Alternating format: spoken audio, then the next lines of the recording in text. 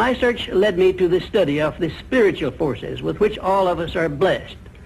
And it was in this field that I came upon a clue which has enabled me to help millions of people to find their earthly destinies.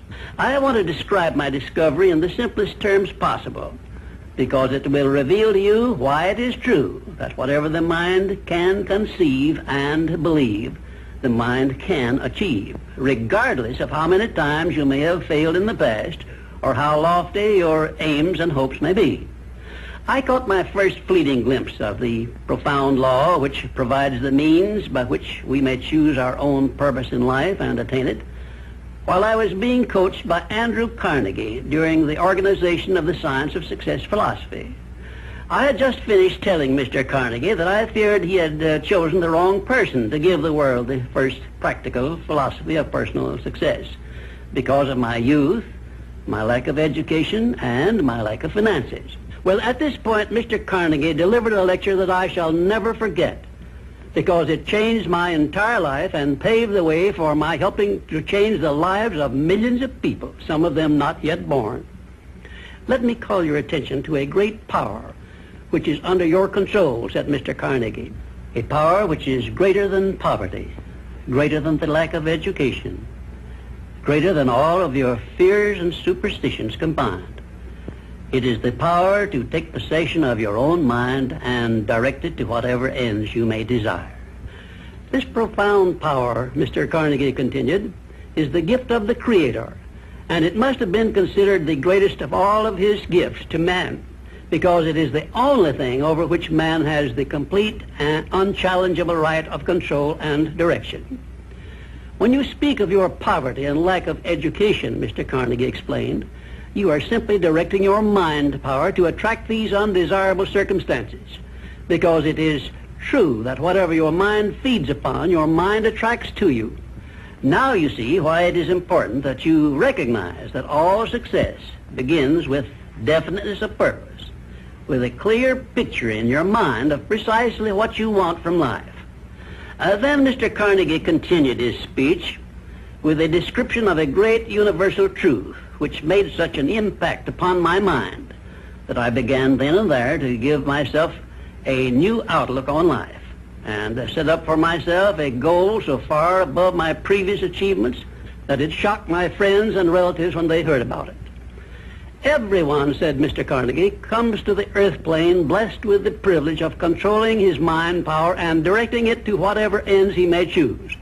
But, he continued, everyone brings over with him at birth the equivalent of 2 sealed envelopes, one of which is clearly labeled the riches you may enjoy if you take possession of your own mind and direct it to ends of your own choice, and the other is labeled the penalties you must pay if you neglect to take possession of your mind and direct it. And now let me reveal to you, said Mr. Carnegie, the contents of those 2 sealed envelopes. In the one labeled riches is this list of blessings. 1, sound health. 2, peace of mind. 3, a labor of love of your own choice. 4, freedom from fear and worry. 5, a positive mental attitude. 6, material riches of your own choice and quantity. In the sealed envelope labeled penalties, Mr. Carnegie continued, is this list of the prices one must pay for neglecting to take possession of his own mind. 1, ill health. 2, fear and worry. 3, indecision and doubt. 4, frustration and discouragement throughout life. 5, poverty and want. 6, and a whole flock of evils consisting of envy, greed, jealousy, anger, hatred, and superstition. Now, my mission in life is to help you and everyone who needs my help to open up and use the contents of the sealed envelope labeled riches. And the starting point from which you must take off if you wish to write your own ticket from here on out for the remainder of your life, I will describe for you in these simple instructions. 1, procure a neat pocket-sized a notebook, or something on the order of this one here, loose leaf affair. And on page 1, write down a clear description of your major desire in life, the one circumstance or position or thing which you will be willing to accept as your idea of success. And remember before you begin writing that your only limitations are those which you set up in your own mind or permit others to set up for you. And 2, on page 2 of your notebook, write down a clear statement of precisely what you intend to give in return for that which you desire from life. And then start in right where you stand now to begin giving. And 3, memorize both of your statements, what you desire and what you intend to give in return for it, and repeat them at least a dozen times daily. And always end your statements with this expression of gratitude for the blessings with which you were gifted at birth. I ask not, O divine providence, for more riches, but more wisdom with which to accept and use wisely the riches I received at birth in the form of the power to control and direct my mind to whatever ends I desire. If you are not too successful or self-satisfied to accept and express this profound prayer, if you accept it and express it in the same spirit of humble sincerity in which I pass it on to you, a new and a better world will reveal itself to you. A world in which you will see reflected the circumstances and the things which you yourself have created. And now let me close this, our first visit, with my favorite expression of gratitude. O divine providence, I ask not for more riches, but more wisdom with which to make wiser use of the riches you gave me at birth, consisting in the power to control and direct my own mind to whatever ends I desire. My name is W. Clement Stone. As General Manager of the Napoleon Hill Associates, it is my privilege to introduce you to Napoleon Hill. How do you do? I'm very happy to have this personal visit with you. Won't you be seated, please? And now, may I request that you forget all your problems and just relax while I bring you the master key with which you may unlock the door to any opportunity that your mind can conceive. The master key consists of 17 principles, the first of which is definiteness of purpose. Right here at the beginning of our visit, I'm going to make you a promise. If you will decide definitely what you want most during your entire lifetime and write it down on paper so that I can read it, I will give you the master key with which you may open the door to the attainment of your desires, whatever they may be. The exact moment when I will deliver this master key to you will depend entirely upon when you are ready to receive it. This is the first of 13 messages that I will deliver to you. Now, in each message, I will describe the master key in terms that you will understand, if you are ready to understand. And now I shall give you the first cue as to the nature of the great master key which has been responsible for all the great successes in every calling, in every part of the world. Please listen carefully to what I have to say, because you may discover the secret of the master key in this first visit. You may get your first cue as to the nature of the great master key when I tell you that psychologists have discovered a natural law which is the very foundation of all personal successes. And I can describe it to you in one short sentence so you can understand it. Whatever the mind can conceive and believe, the mind can achieve. Isn't that a profound statement? You will notice that it says nothing about the need for education, but simply that whatever your mind can conceive and believe, your mind can achieve. Now, if you want evidence that the mind can achieve whatever the mind can conceive without the benefit of formal education, you only have to remember that Thomas A. Edison conceived the idea of becoming an inventor and lived to become the world's greatest scientist in the field of invention. with only 3 months of common school education. When I first heard Andrew Carnegie describe this natural law, which makes it possible for you and I and everyone else to write his own price tag in life and attain it, I became so enthused over it that I began to search for the power back of it, and my curiosity led me finally to the discovery of the master key, which I shall reveal to you if you are ready to receive it. My search led me to the study of the spiritual forces with which all of us are blessed, and it was in this field that I came upon a clue which has enabled me to help millions of people to find their earthly destinies. I want to describe my discovery in the simplest terms possible, because it will reveal to you why it is true that whatever the mind can conceive and believe, the mind can achieve, regardless of how many times you may have failed in the past or how lofty your aims and hopes may be.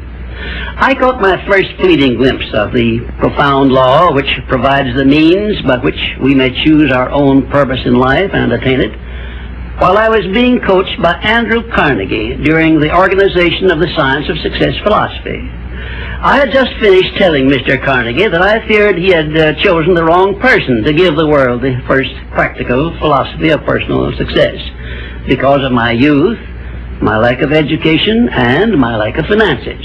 Well, at this point, Mr. Carnegie delivered a lecture that I shall never forget, because it changed my entire life and paved the way for my helping to change the lives of millions of people, some of them not yet born. Let me call your attention to a great power which is under your control, said Mr. Carnegie. A power which is greater than poverty, greater than the lack of education, greater than all of your fears and superstitions combined. It is the power to take possession of your own mind and direct it to whatever ends you may desire. This profound power, Mr. Carnegie continued, is the gift of the Creator, and it must have been considered the greatest of all of His gifts to man, because it is the only thing over which man has the complete and unchallengeable right of control and direction. When you speak of your poverty and lack of education, Mr. Carnegie explained, you are simply directing your mind power to attract these undesirable circumstances, because it is true that whatever your mind feeds upon, your mind attracts to you. Now you see why it is important that you recognize that all success begins with definiteness of purpose, with a clear picture in your mind of precisely what you want from life. Then Mr. Carnegie continued his speech with a description of a great universal truth which made such an impact upon my mind that I began then and there to give myself a new outlook on life, and set up for myself a goal so far above my previous achievements that it shocked my friends and relatives when they heard about it. Everyone, said Mr. Carnegie, comes to the earth plane blessed with the privilege of controlling his mind power and directing it to whatever ends he may choose.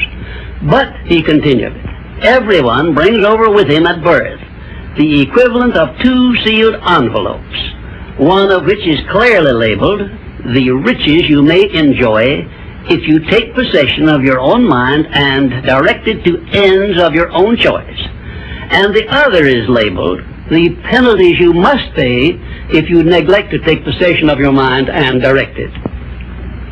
And now let me reveal to you, said Mr. Carnegie, the contents of those 2 sealed envelopes. In the one labeled riches is this list of blessings. 1, sound health.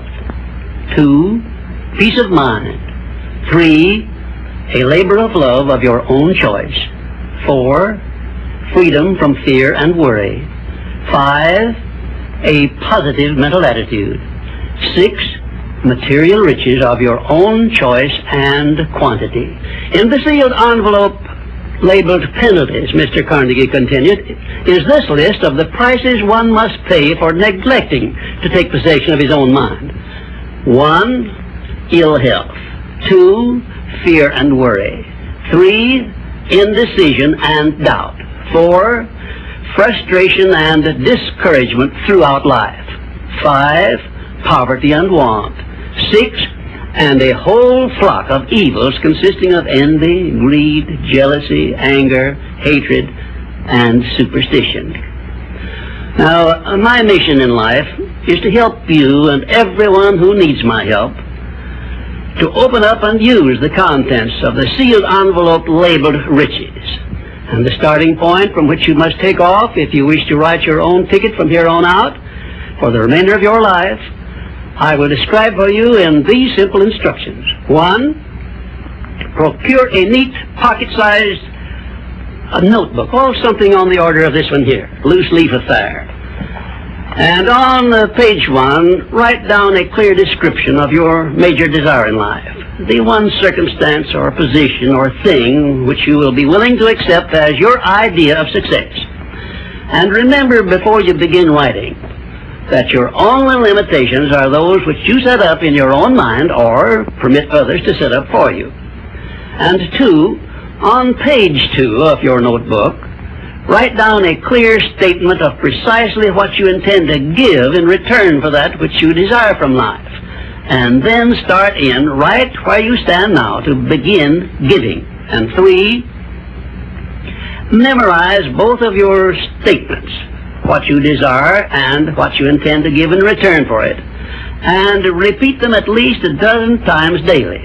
And always end your statements with this expression of gratitude for the blessings with which you were gifted at birth. I ask not, O divine providence, for more riches, but more wisdom with which to accept and use wisely the riches I received at birth in the form of the power to control and direct my mind to whatever ends I desire.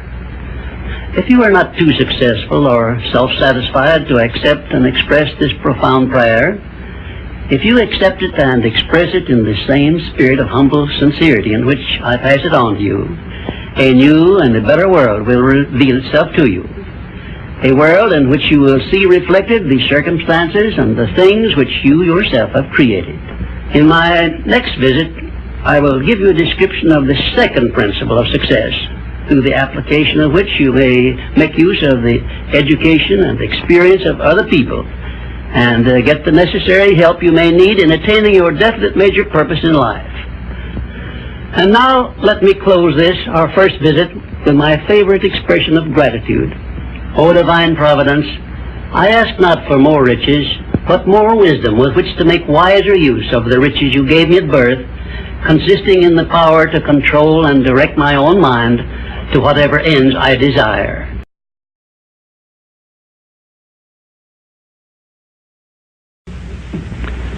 We come now to the second of the 17 principles which lead to the master key with which you may open the door to the attainment of your definite major purpose in life.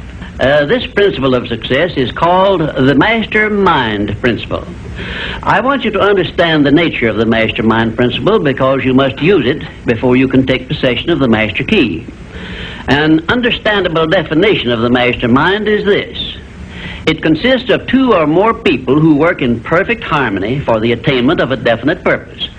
Now, here are some interesting facts about the master mind which give you an idea of how important it is and how necessary that you embrace this principle and make use of it in attaining success in your chosen occupation. First of all, it is the principle through which you may borrow and use the education, the experience, the influence, and perhaps the capital of other people in carrying out your own plans in life. It is the principle through which you can accomplish in 1 year more than you could accomplish without it in a lifetime if you depended entirely upon your own efforts for success. And I have heard well-informed Bible students say that the first known application of the master mind was that which existed between the Nazarene and his 12 disciples. Of one fact I am absolutely sure. When you form a true mastermind alliance with others and work with them in a spirit of perfect harmony, you can draw freely upon the spiritual forces within you in carrying out your plans and desires. I also know that the mastermind principle can give you absolute protection against failure, provided always that your purpose in using this principle is beneficial to all whom you influence. In my research while organizing the science of success, I had the collaboration of practically every outstanding successful man this country has produced during the past 50 years. And I can tell you definitely that their success was due in the main to their knowledge and application of the mastermind principle. I wish also to call your attention to the fact that our great American way of life and our unmatchable system of free enterprise have been built upon the mastermind principle. The greatest document ever conceived by the mind of man is a perfect example of the mastermind principle in action. It is the Declaration of Independence, and the best evidence of the importance of maintaining perfect harmony in a mastermind alliance may be found in the fact that the 56 men who signed the Declaration of Independence knew full well that it might turn out to be either a license of freedom for all mankind or a death warrant which would cause each of the signers to be hanged. Now let us see how the mastermind principle has brought success to people whom we all know. First, consider when Kate Smith began her career as a singer. She had difficulty in earning enough from her singing to pay her living expenses. And she perhaps never would have made her singing pay if she had not discovered and applied the mastermind principle, which gave her access to the master key to success when she formed a mastermind alliance with Ted Collins. And according to a report I saw in Reader's Digest, Kate Smith has earned upwards of $30 million, and she is still in the upper brackets of income. 2, I remember when Edgar Bergen and that cute little block of wood known as Charlie McCarthy used to play anywhere they could get an engagement. And I rather suspect that often all they got for their services was a meal. But Edgar Bergen is a smart man in the field of entertainment. So he formed a mastermind alliance which introduced him and Charlie to millions of people by radio and television. And I suspect he is not concerned about money any longer. And you may be surprised when I tell you that the great Ford industrial empire started with the formation of a mastermind alliance between Henry Ford and his wife. At the beginning of his career, Henry Ford was shy and lacking in self-confidence. It was Mrs. Ford who inspired Henry Ford with the faith and the courage to go ahead with the perfection of his horseless carriage. Although his relatives and neighbors generally tried to discourage him from wasting his time with the contraption, as they called it. 4, the Federation of States, known as the United States of America, is the richest and the most powerful nation civilization has yet produced. And the secret of our strength and riches consists in our form of government through which all our states function in a spirit of harmony based on the mastermind principle through a central federal government located at Washington. And now a word to you personally. If you work for a salary or wages, you have a marvelous opportunity to promote yourself into a higher income and a more responsible position by forming a mastermind alliance with your associate workers, including the management. In my next visit, I will give you further instructions on how to apply the mastermind principle so as to increase your own income and promote yourself to a higher position with the full cooperation of your management. Yes, that is correct. I will show you how to write your own price tag, fix your own wages, establish your own working hours, and give yourself financial independence. But right now, I want you to do 3 things before our next visit. First, decide definitely where you wish to be and what you wish to be doing during the next 3 years. And second, decide how much money you desire to be making and what you are going to do to earn it. And third, form a mastermind alliance with at least one person in your immediate family and at least one other person among those to whom you are selling your services. By taking these 3 steps, you will have gone a long way toward appropriating the great master key to success. There is no such thing as something for nothing. Everything, including your personal success, has a price that must be paid. And the only price you are requested to pay for the present is the effort necessary to do 3 simple things that I have suggested. Now, before you begin to take the 3 steps I have suggested, there is one important fact I wish you to remember, and it is this. Control your mental attitude and make yourself friendly and agreeable with everyone with whom you are closely associated if you expect friendly cooperation in return. Indifference cannot create a mastermind alliance for you. A negative mental attitude can bring you nothing but failure. Remember always, you are where you are and what you are because of your mental attitude in which you relate yourself to other people. Remember also, your mental attitude is the one and the only thing over which you have complete control. Success is something which has to be planned, and success is something which has to be earned in advance. True, there is such a thing as luck, but just remember that luck is something you can create for yourself if you know the rules and follow them just as I give them to you. Remember, too, that success in the higher brackets of achievement is something that can be had only by taking others along with you. And the best definition of success, which I know, is this: success is the knowledge with which to get whatever you want from life without violating the rights of others and by helping others to acquire it. There is a known formula for the attainment of success, and it is as definite and certain as are the rules of mathematics or the principles of science. My purpose in these visits is to bring you that formula in simple terms that you can understand and apply. But I can never give you that for which you are not ready.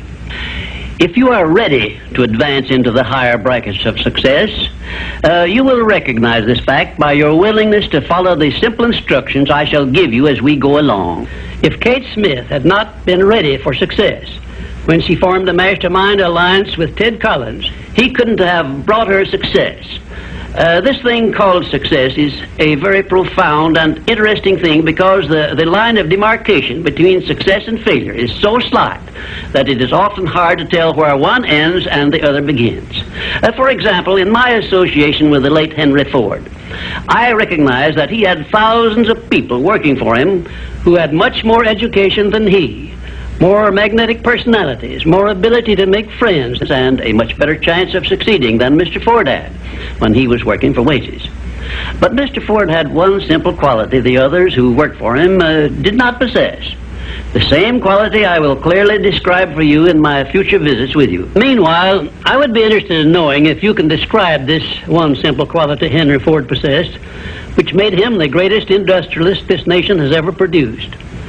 In my next visit, I will give you a definite clue as to the success quality which helped Henry Ford spread his influence throughout the world and make himself richer than Croesus, despite the fact that he had only a meager common school education. Until then, please be of good cheer, will you? And just remember that your only real limitation is the one you accept and set up in your own mind. Well, this, our third visit, brings us to the success principle which has marked the turning point of every person who has promoted himself or herself from the lower brackets of success to the higher planes of achievement where one acquires everything he desires. This principle is called the habit of going the extra mile, which means the habit of rendering more service and better service than one is expected to render, and doing it in a positive mental attitude. I'm going to tell you all I know about this magic principle of self-advancement because it is the one rule you must follow if you expect to write your own price tag and to be sure of getting it. Let me describe this success principle for you in a brief formula which you can easily remember. I call it the QQMA formula, which means the quality of service you render plus the quantity of service you render plus the mental attitude in which you render service determines the space you occupy in your chosen calling and the compensation you get from your services. If you will examine carefully the people whom you know to be unusually successful, you will discover that they follow the QQMA formula, although they may do so unconsciously. Now, I wish to give you a big advantage over those who follow this formula unconsciously. I wish to show you how to make use of it deliberately with purpose of forethought, so you may make the principle pay off in a big way and do it quickly. Now I shall tell you some of the benefits you will enjoy by following the habit of going the extra mile. 1, this habit will bring you to the favorable attention of those who can and will provide you with opportunities to promote yourself into a better circumstance. 2, it will place back of you that great natural law of increasing returns through which the service you render will bring back greater than average compensations. And 3, following this habit will make you indispensable in your chosen occupation or calling. Therefore, it will place you in a position to write your own ticket. And 4, This habit will help you to excel in your line of work, because each time you render service, you endeavor to do a better job than you did previously. And 5, if you work for a salary or wages, this habit will give you preference when work is slack and others are laid off. And 6, it will help you to benefit by the law of contrast, because the others around you will not be going the first mile, let alone the second mile. And 7, following this habit of doing your very best in all of your efforts and doing it in a pleasing mental attitude will improve your personality and make you liked by others. And 8, it will also help you to develop a keen, alert imagination, because you will be continuously seeking new and better ways of rendering useful service. 9, it will inspire you to move on your own personal initiative instead of waiting to be told what to do, a habit which is the first step in leadership in all callings. The habit of going the extra mile definitely develops greater self-reliance and gives one more courage to move ahead without the fear of criticism from others. And here is one thing it does, which, if it benefited you in no other way, would justify you in adopting it. It helps you to master the destructive habit of procrastination, the one habit which heads the list of causes of failure. 12, going the extra mile influences other people to respect your integrity and inspires them to go out of their way to cooperate with you in a friendly spirit. And 13, the habit helps you to develop definiteness of purpose, which is the starting point of all personal success.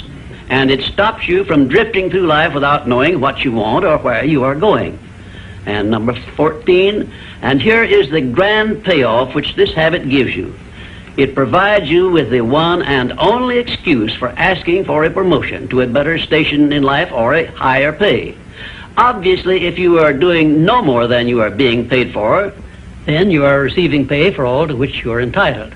And you have not a single excuse for asking for more pay or a better position. You understand this point and appreciate its significance, do you not?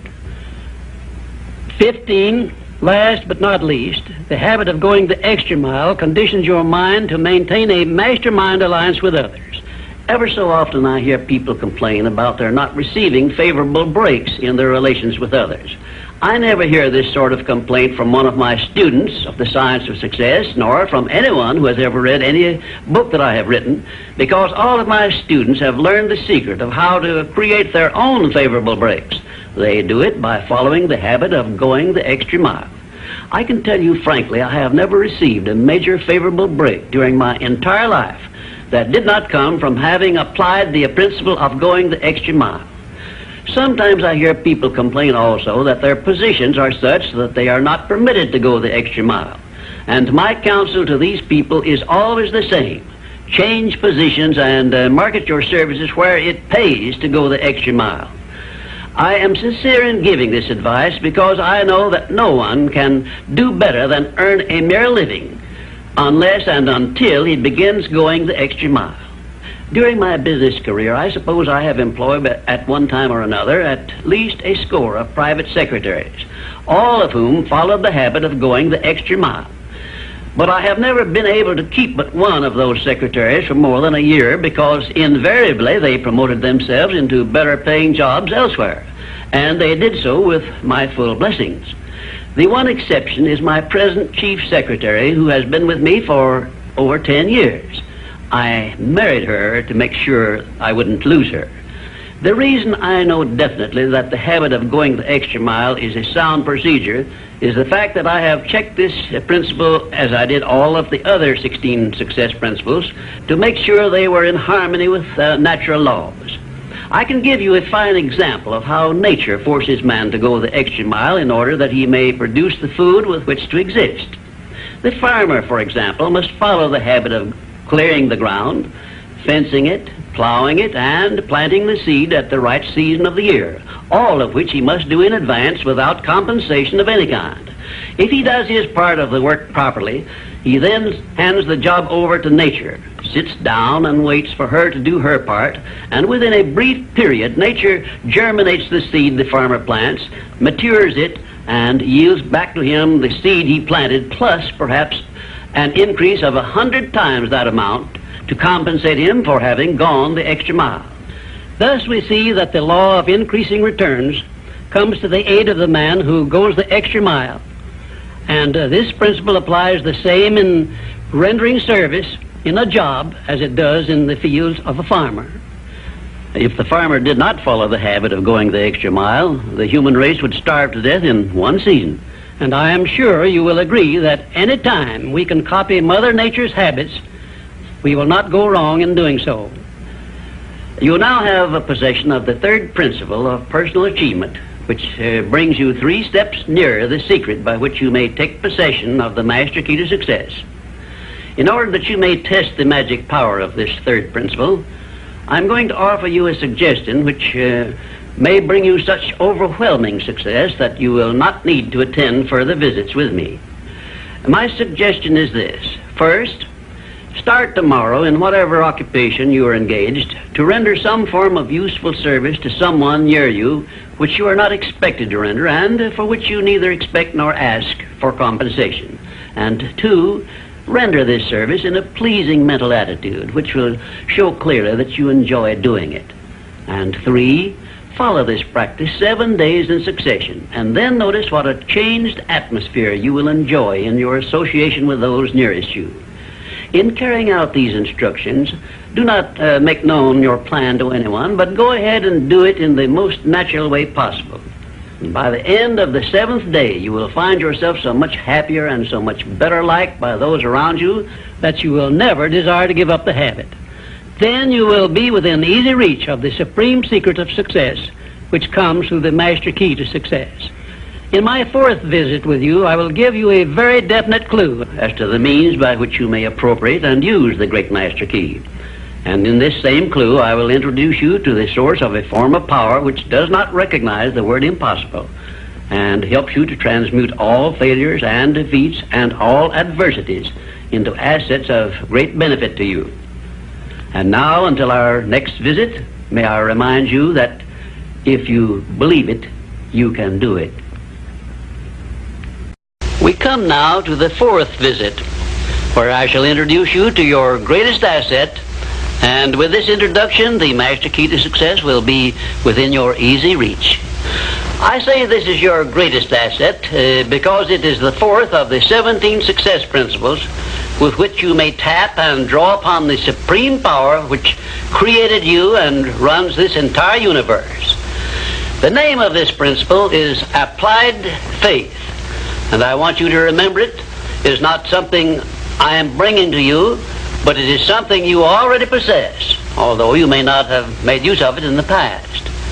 And now let me tell you what applied faith is and what you can do with it. Applied faith is the mental attitude wherein you may clear your mind of all fears and doubts and direct it to the attainment of whatever you desire in life. In our first visit, I told you that you and I and every person were blessed with the privilege of complete control over but one thing, and that is the exclusive right to take possession of our own minds and direct them to the attainment of whatever we desire in life. Applied faith is a mental attitude we must cultivate and maintain before we can take complete possession of our minds. It is the means by which we may break the seal of that envelope I mentioned in our first visit and take full possession of the 6 forms of riches we get in return for taking possession of our minds and using them.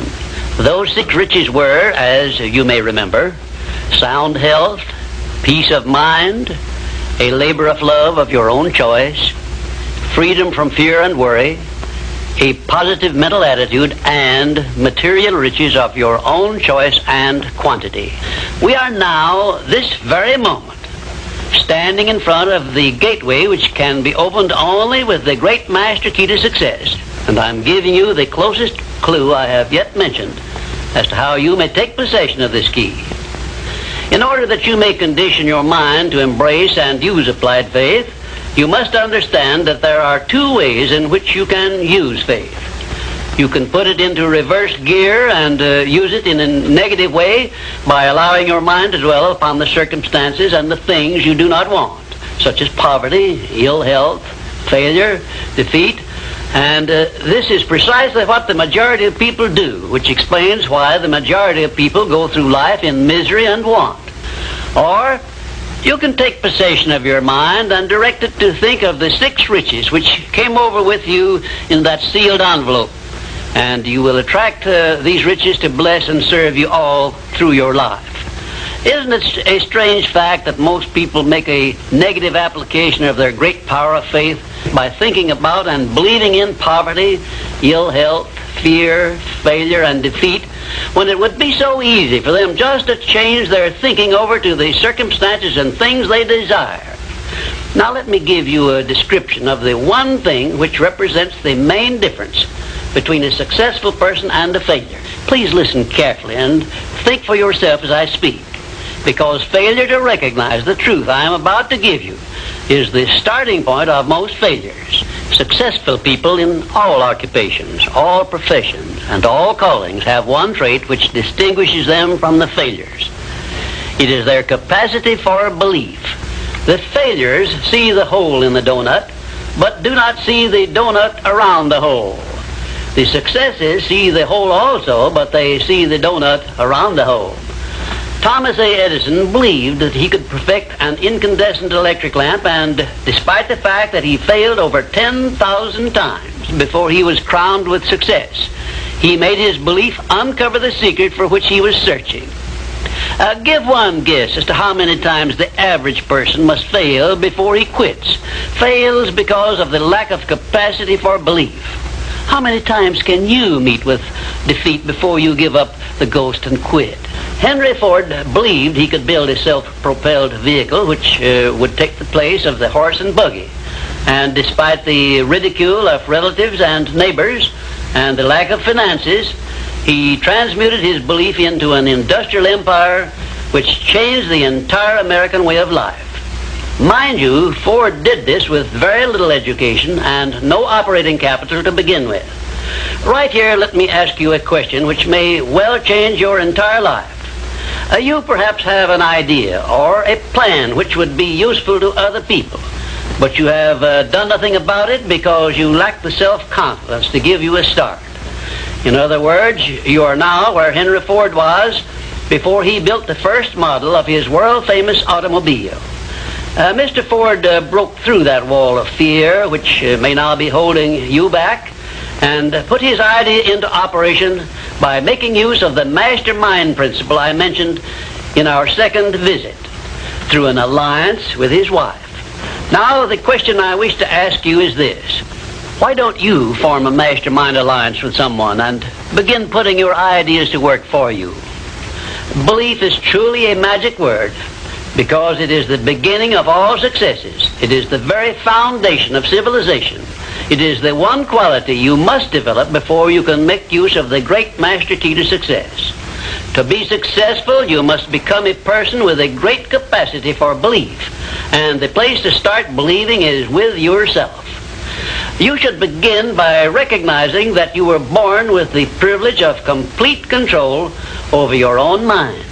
You should also recognize that by the application of the master key to success, which I am passing on to you through these visits, you can take full possession of your mind and make it yield you whatever you demand in life. Observe, I use the word demand, not beg. The Creator never intended for you to beg for anything. If He had, He would not have blessed you with full control over your own mind. If your life is not what you want it to be, you can change it. As a matter of fact, you can do anything within reason that you desire to do if you embrace the principle of applied faith and keep it directed to the attainment of the things you want and off the things you do not want.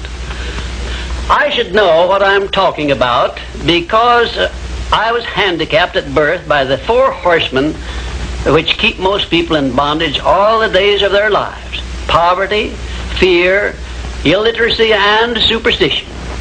I have discovered the master key which gives one deliverance from all the evils one does not want and opens wide the gateway to the riches which the Creator intended every person to enjoy on this earth.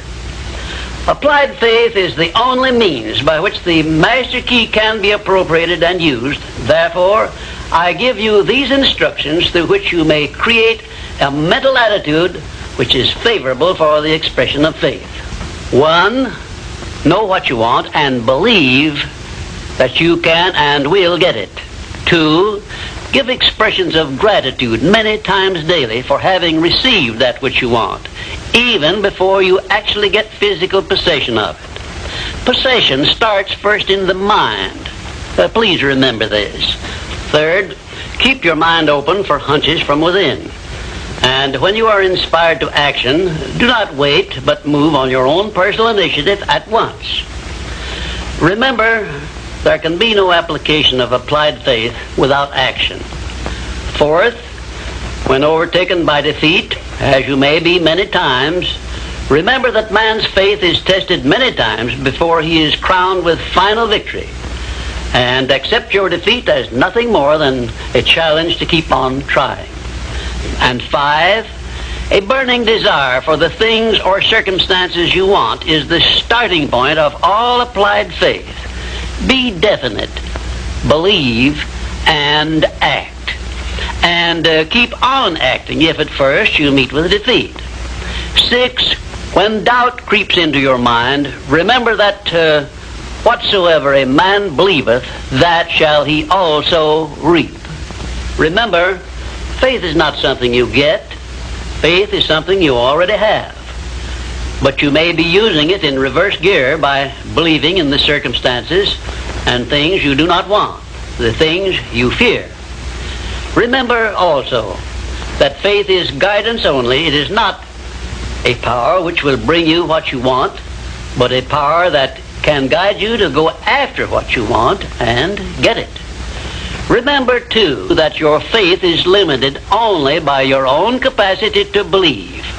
You can do whatever you make up your mind to do. I believed I could give the world a practical philosophy of success which would free men and women from their fears and limitations. I stood firmly back of that belief through 20-odd years of effort and saw my belief give freedom to millions of people. Do the thing, said Emerson, and you shall have the power.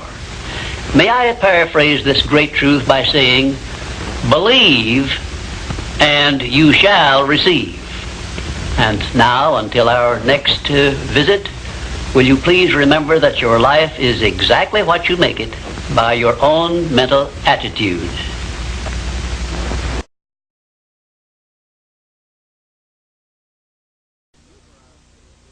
I'm happy to be with you for our 5th visit, and our subject is a pleasing personality. Your personality determines whether people are attracted to you or shy away from you. It is the show window in which you display your character to the world, and it is the one thing which distinguishes you from all other human beings. It is your trademark by which people recognize you, and it is the thing which determines your success or failure in selling yourself through life. Therefore, you should see your personality just as others see it, so you may improve it where it needs improvement. Your personality consists of more than 30 different factors, traits, and characteristics. Because of the limit of time I can devote to this visit with you, I can mention only the more important of your traits of personality. But before I begin to describe these traits, I want you to know that every trait which goes into your personality is under your control, and you can improve it so it will be whatever you want it to be. Let us start with the most important trait of your personality, your mental attitude. This is a trait with which you attract people to you and cause them to like you, or repel them and cause them to dislike you. Your mental attitude must be positive if you attract people to you. How do other people know whether your mental attitude is positive or negative, you may ask? Well, the answer is easy. First of all, other people tune in and pick up your mental attitude by telepathy without your saying a word or making a move. But there are other ways they can tell whether your mental attitude is negative or positive. You disclose this information by the tone of your voice, whether it is pleasant or harsh, by the expression on your face, whether it is soft and pleasing or harsh and scowling, by the courtesy and consideration you show other people, or the lack of these. So you see, there is no escape from revealing to others the exact nature of your personality. The next most important trait of your personality consists of your flexibility of your mental attitude, or your lack of it. If you have flexibility, you adjust yourself to all the circumstances in your relations with others without losing your composure or allowing yourself to become irritable or angry. Just remember, if you have flexibility of your mental attitude, it will be impossible for anyone to make you angry or to irritate you without your consent or cooperation. Now, this is worth knowing, isn't it? You cannot control the actions of other people which might justify you in becoming irritated by them, but you can control your reaction to all such circumstances by exercising your trait of flexibility. And you will observe that all people in the higher brackets of success have this flexibility, and they do control their reaction to the influences of other people. The third most important trait of a pleasing personality is the ability to control and direct your emotion of enthusiasm. Enthusiasm is one of the means by which you can give forcefulness to your words, but you must be able to turn it on and off at will as definitely as you can turn on and off water at the spigot.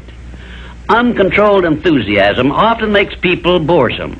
It also may open wide the window to one's mind through which other people may enter and influence one in ways he does not wish to be influenced. The fourth most important trait of a pleasing personality is a sincerity of purpose. The person who is not sincere in all relationships with others is soon detected and rejected, because no one is attracted to the person who thus endeavors to deceive others. Sincerity is one quality of character which cannot be successfully faked, not even by the most astute rascal or the most efficient actor, because insincerity evermore carries with it some warning sign which other people recognize.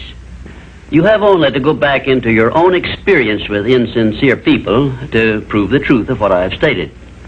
There are 26 other important traits which give one a pleasing personality, but I do not have time to give them to you in this visit.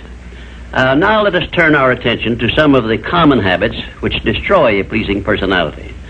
Please check yourself as I describe these negative habits, and you may make discoveries about yourself sufficient to enable you to rebuild your entire personality so it will become a master salesman in your behalf.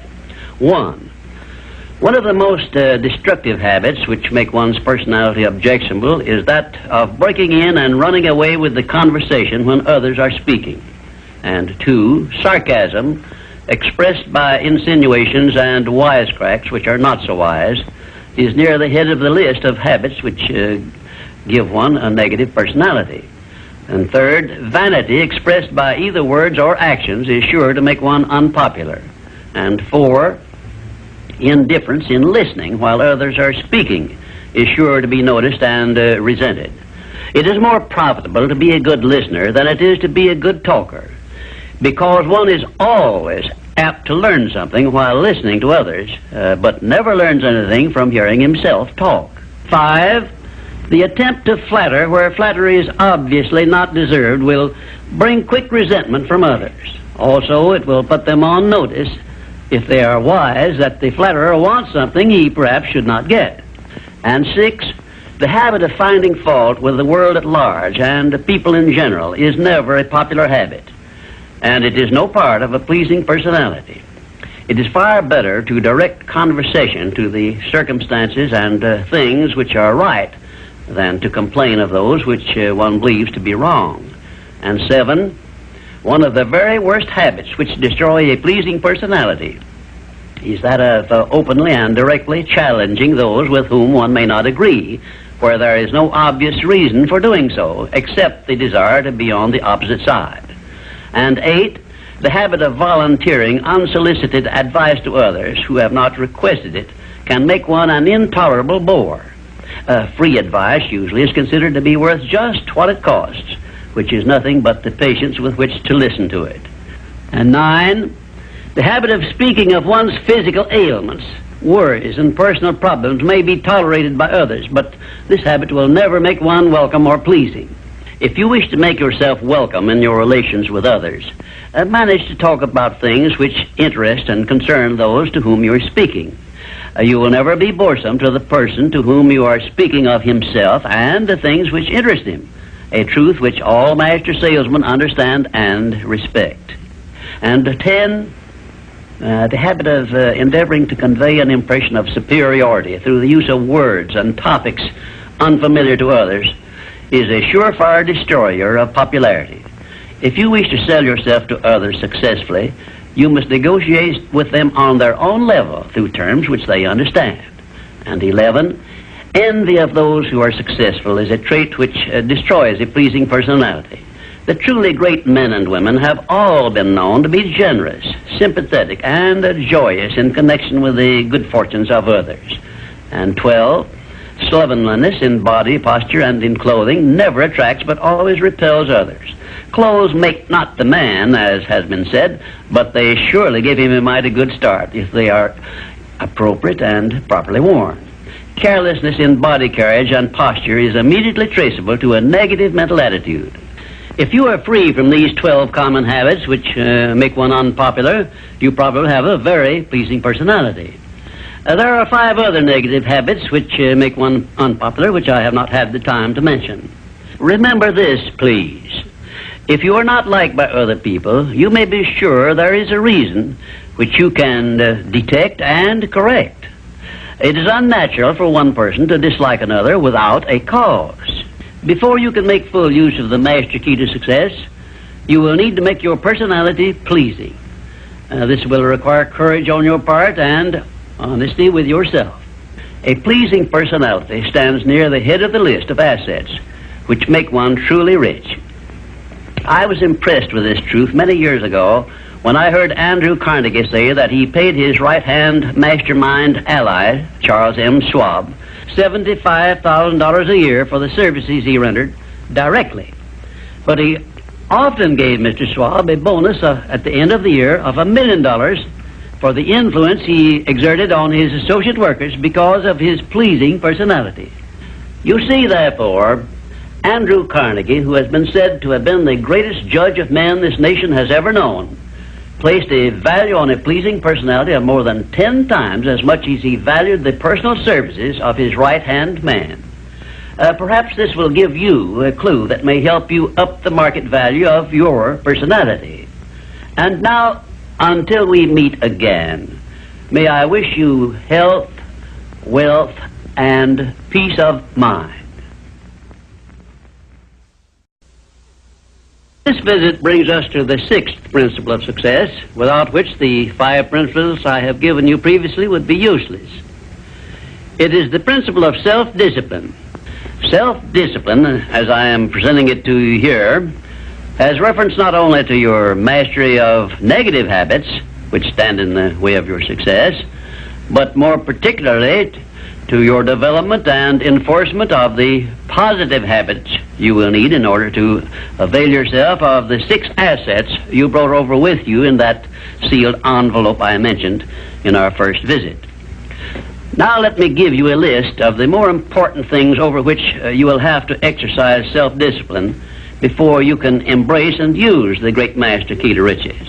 1, you will have to gain mastery over your tongue by acquiring the habit of thinking first and then speaking after you are sure that what you say will benefit you and not injure others. A loose tongue often is one's greatest liability. 2, you will have to exercise self-discipline in mastering the common tendency to strike back at those at whom you have a cause, real or imaginary, for a grievance. You must remember that everything you do to or for another, you do to or for yourself, because your every thought and every act which benefits or injures another person comes back to you in kind, greatly multiplied. So, if you feel that you must slander another person, do not speak it, but write it. Write it in the sands near the water's edge, then move away from it until the tides have flown. 3, you will have to exercise self-discipline over all of your emotions, particularly your emotions of love, hate, fear, and sex. These are the big four of your emotions, and they can make you or break you according to the extent of discipline you exercise over them. 4, your mental attitude needs discipline and control at all times. Lacking this discipline, it can, and it often does, drive away friends, destroy opportunities to get ahead, brings on physical and mental illness, develops stomach ulcers, and makes peace of mind impossible. 5, I have reserved the emotion of sex for special mention, because failure to exercise self-discipline over this emotion probably heads the list of all the causes of personal failure. The emotion of sex is the most powerful of all emotions, and it is nature's great creative instrument with which all species of living things are perpetuated. The proper means of self-discipline of the emotion of sex is transmutation, the control and direction of this great emotional feeling toward the attainment of worthy purposes, such as the fulfillment of one's major purpose in life.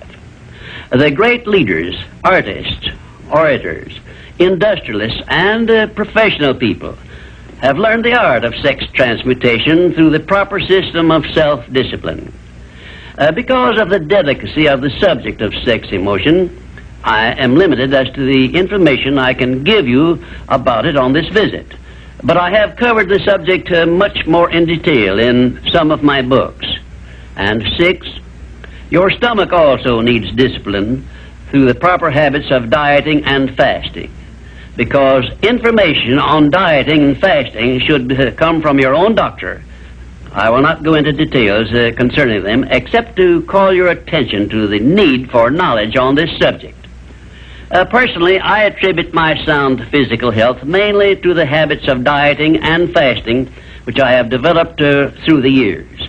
And 7, you will need to exercise self-discipline in relation to religion and politics, because our country, which is the most acceptable form of society civilization has yet produced, is made up of people of varying beliefs in connection with both of these subjects.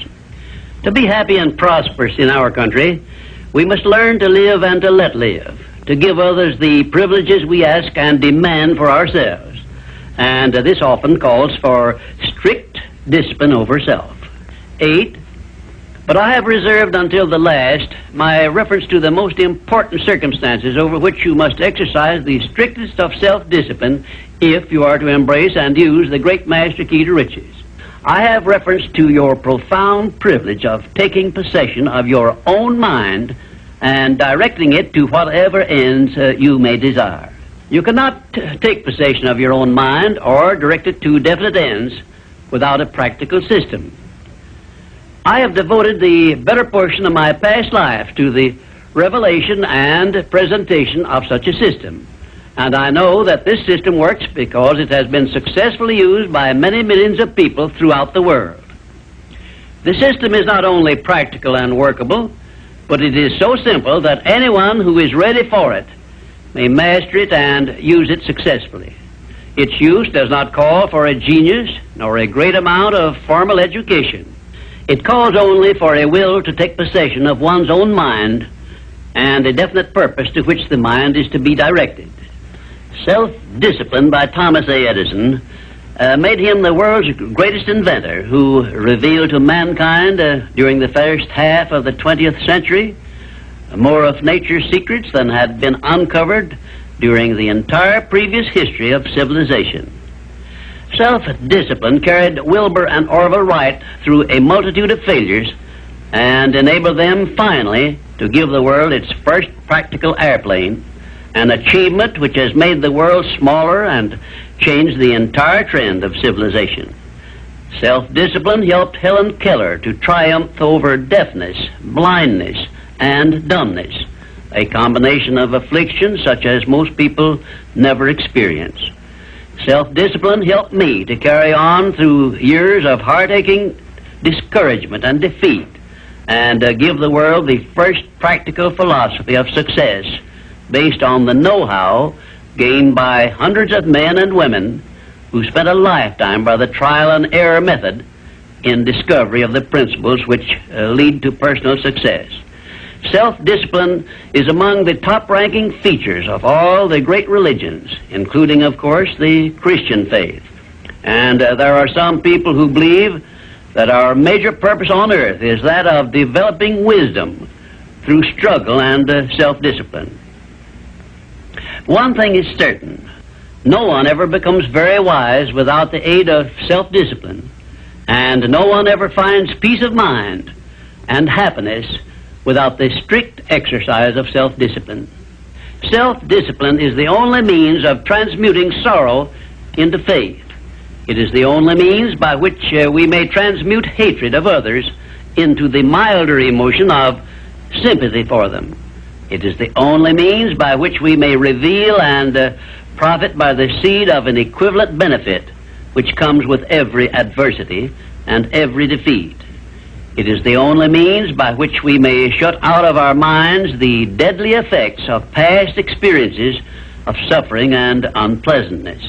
And it is the means by which we may discover that other self we carry around with us, that self which has great capacity for belief and does not become influenced by failure and defeat.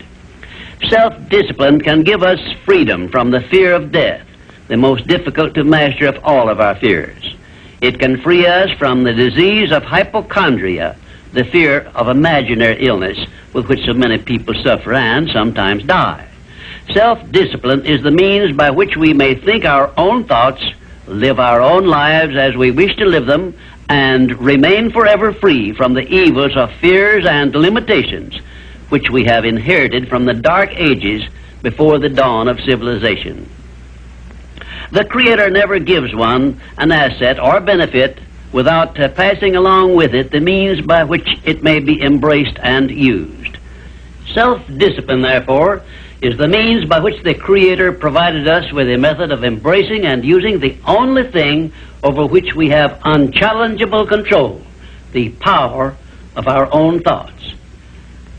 And now, until our next visit, may I remind you that the habit of taking the line of least resistance makes all rivers and some men crooked. Well, this brings us to the 7th visit, and I hope to hand you the master key to success before I finish, because my subject will lead you so near to the master key that you will be apt to recognize it. As I have suggested in previous visits, a positive mental attitude can clear away all obstacles which stand between you and your major purpose in life.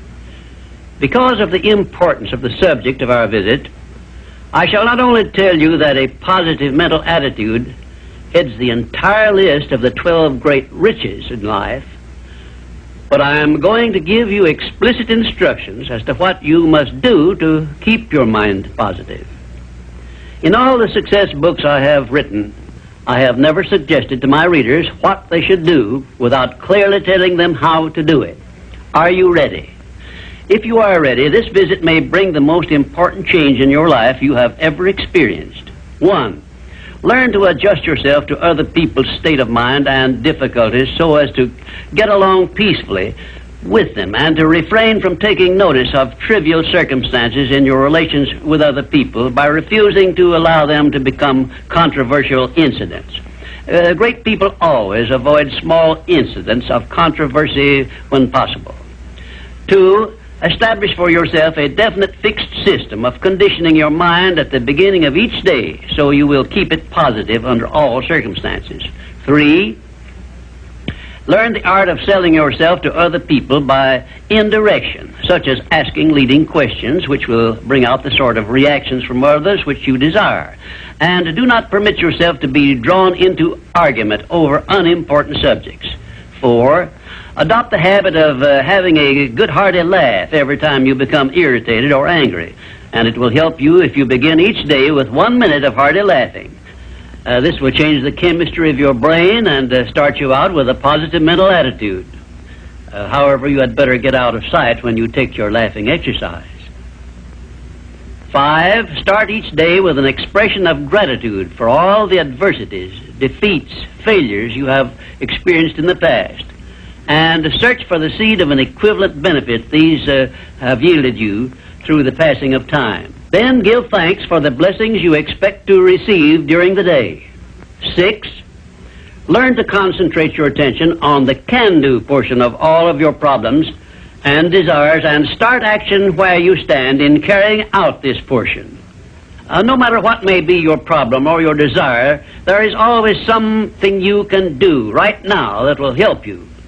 Find out what this something is and do it. 7. Learn to transmute all unpleasant circumstances into immediate action which calls for a positive mental attitude, and make this a fixed habit. For example, when you are angry, switch your mind to some sort of action in connection with your hobby or your major purpose in life, and keep it busy with that subject for 5 minutes. 8. Recognize that every circumstance which influences your life, whether it is a pleasant or unpleasant circumstance, is grist for your mill of life, and so use it to make it pay you dividends in one form or another, remembering meanwhile that your strength grows out of your struggles. Follow this instruction and you will soon learn that there is no such thing as an unprofitable experience. 9.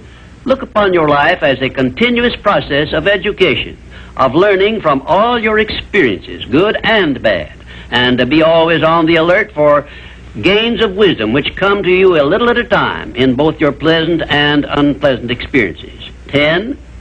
Make the world over to fit your own pattern if you choose, but begin with yourself in some sort of self-improvement which will make you more open-minded, patient, and generous in your relations with others. 11. Express gratitude twice daily for your recognition of the fact that you have been given complete control over your own mind, and ask for guidance in order that you may use this profound gift wisely in all your thoughts and acts. 12. Go out of your way daily to comment enthusiastically on the good qualities of those with whom you live and work, but do not mention their negative qualities. Then observe with benefit to yourself how quickly others will begin to concentrate on your good qualities.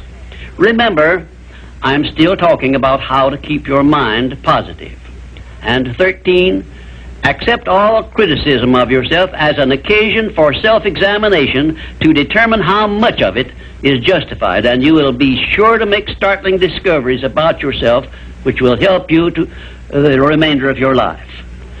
14, do not accept from life or anyone else anything you do not desire. And remember that Mahatma Gandhi proved himself to be more powerful than the great British military forces by this simple method of passive resistance. 15, remember always that there are two kinds of circumstances which cause you to worry. Those you can do something about, and those you can do nothing about. Nothing, that is, except to use passive resistance and refuse to permit them to worry you. 16, keep your mind eternally engaged in thinking of that which you desire most, your major purpose in life, so no time will be left for you to waste on thinking of that which you do not want. And let me digress here while I tell you we are now rubbing elbows with the great master key of success this very moment. And 17, if you should ever be so unfortunate as to feel sorry for yourself, look around until you find someone who is worse off than yourself, and start where you stand to give him help. Make this procedure a habit, and you will witness one of the great miracles of life, because that which you do to or for another, you do to or for yourself. And 18, choose some person whom you consider to be the sort of person you would like to be. Then go to work and emulate that person in every way possible. Great people have always been hero worshippers, but they pick the right sort of people to emulate. 19, cultivate your tone of voice so that your words have a pleasing musical sound. And remember that the sound of your voice is an open window through which other people look into your very soul. It will be a profitable investment if you will get a tape recording machine and record samples of your voice daily while you practice the art of expressing yourself through a friendly sounding voice. If you are engaged in selling, this practice will quickly pay off in monetary dividends. 20, Last, but by no means the least, write out this sentence and paste it in a prominent place where you work and on a mirror where you see yourself in your home. Whatever the mind can conceive and believe, the mind can achieve. Remember also that you are the only person who can provide you with a positive mental attitude. What are you going to do about it? On your answer to this question rests your entire future. Frank Betcher, the author of How I Raised Myself from Failure to Success in Selling, listed enthusiasm as the first of his 13 success objectives, and his enthusiasm became one of his most powerful assets as he learned to use the great self-motivator to be enthusiastic, act enthusiastic. As the eminent teacher and psychologist William James has so conclusively proved, the emotions are not immediately subject to reason, but they are always immediately subject to action. We can achieve nothing important until we have enthusiasm. Now, Dr. Hill will explain how you can develop a feeling of enthusiasm for all that you do. Our 8th visit brings us to the subject of enthusiasm, which may be likened to steam in a boiler, which, when it is controlled and turned on, starts the wheels of machinery into action. Someone has said that knowledge is power.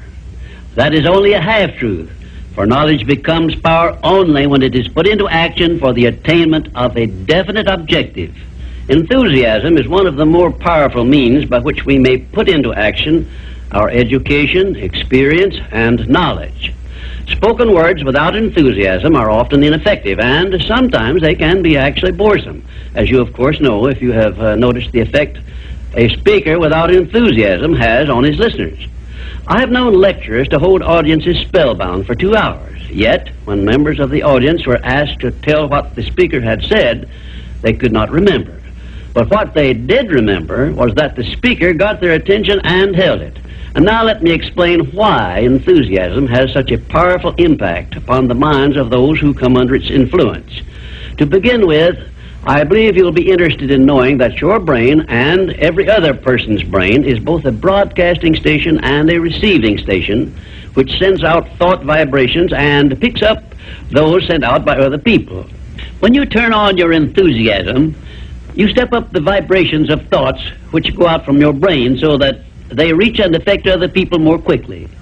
As a matter of fact, you can send out thoughts which have been so stepped up with silent enthusiasm that they will reach and influence other people to whom you direct your thoughts. This is a fact which has been known to psychologists for ages, and it is also known to most master salesmen who use this method to condition the minds of their prospective buyers before they ever talk with them. You must have observed that the enthusiasm is very contagious, that it engages the attention of those who come under its influence and causes them to respond in a similar spirit of enthusiasm.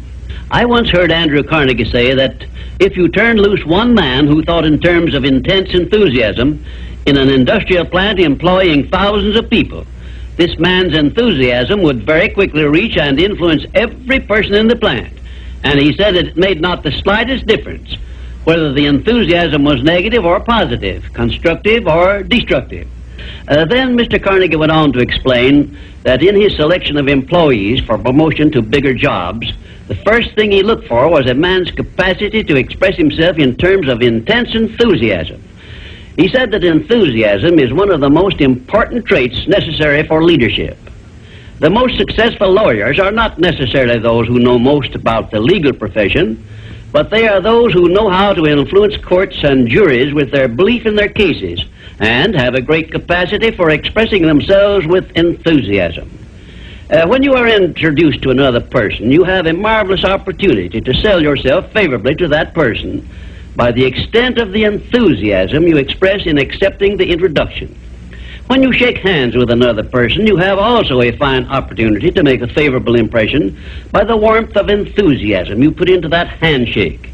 If there is anything which leaves me flat and unfavorably impressed when I'm introduced, it's an extended hand which feels like a piece of cold ham and acknowledges the introduction with a cold, canned, pleased to meet you, with no signs of enthusiasm back of it. Now, right here, let me give you a brief course in salesmanship, which may be of value to you the remainder of your life. When you meet anyone on whom you wish to make a favorable impression, when it is a stranger you have not previously met or someone with whom you are already acquainted, do these things. 1, turn on your enthusiasm and so modulate your voice with it that you definitely make the other person feel you are happy to communicate with him. 2, when you shake his hand, take a firm grip on it and give it a quick, firm squeeze at the end of each word you express in your greetings. For example, say, "How do you do? I am so very glad to meet you." Do not crush the hand, however, as I have known some people to do. 3, then if you begin the conversation, be sure that you direct it to some subject of interest to the other person. And 4, follow through by eagerly asking questions which will keep attention focused upon the other person. Then, when you are ready to have the other person hear what you have to say about yourself or your interest or your business, he will have been prepared to listen attentively. I've often told my students of salesmanship that the best possible way for one to sell himself to others is to first sell the others to themselves. That counsel was sound when I began training salesmen over 30 years ago, and it is still sound. When I was a youngster in school, I discovered that the teachers from whom I learned most were those who expressed the greatest enthusiasm in their teaching.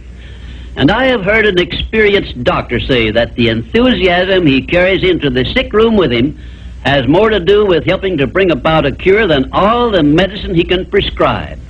Enthusiasm is an expression of a positive mental attitude, and it has long been known to doctors that a positive mental attitude stands high on the list of influences which give one sound health.